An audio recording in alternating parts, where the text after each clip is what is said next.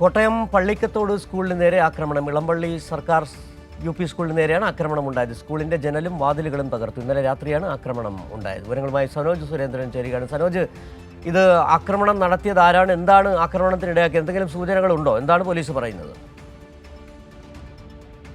ഇന്നലെ അർദ്ധരാത്രിയോടുകൂടിയാണ് ഇത്തരത്തിൽ സർക്കാർ പള്ളിക്കൂടത്തിന് നേരെ ആക്രമണം ഉണ്ടായത്.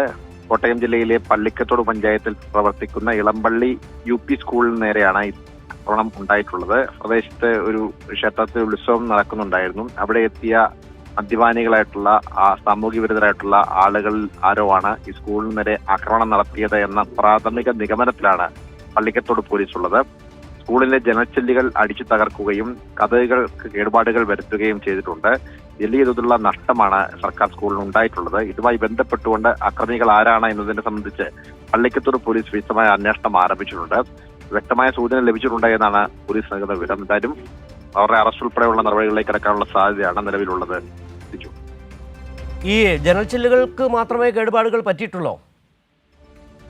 ഈ സ്കൂളിന്റെ ജനൽച്ചില്ലുകൾ, ഒന്നിലേറെ ജനൽച്ചില്ലുകൾ എറിഞ്ഞ് തകർത്തിട്ടുണ്ട്. ഒപ്പം തന്നെ വാതിലുകളും അടിച്ചു തകർക്കപ്പെട്ടിട്ടുണ്ട്. അതിന്റെ പൂട്ടുൾപ്പെടെയുള്ള സംവിധാനങ്ങളാണ് തകർക്കപ്പെട്ടിട്ടുള്ളത്. വലിയ തോതിലുള്ള ഒരു ആക്രമണമാണ്. ഒന്നിലേറെ ആളുകൾ ഇതിനകത്തുണ്ടായിരുന്നു എന്ന് വേണം കണക്കാക്കാൻ. കാരണം അത്രത്തോളം വ്യാപകമായ രീതിയിൽ ഈ ജനൽച്ചില്ലുകളും ഒപ്പം തന്നെ സ്കൂളിന്റെ ഡോറുകളും അടിച്ച് തകർത്തിട്ടുണ്ട്. അതുകൊണ്ട് തന്നെ ആരൊക്കെയാണ് ഇതിൽ ഉൾപ്പെട്ടിട്ടുള്ളത് എന്നതിനെ സംബന്ധിച്ചുള്ള ഒരു അന്വേഷണമാണ് ഇപ്പോൾ പള്ളിക്കത്തോട് പോലീസ് ആരംഭിച്ചിട്ടുള്ളത്. ശരി, സനോജ് സുരേന്ദ്രനാണ് കോട്ടയത്തു നിന്നുള്ള വിവരങ്ങൾ നൽകിയത്.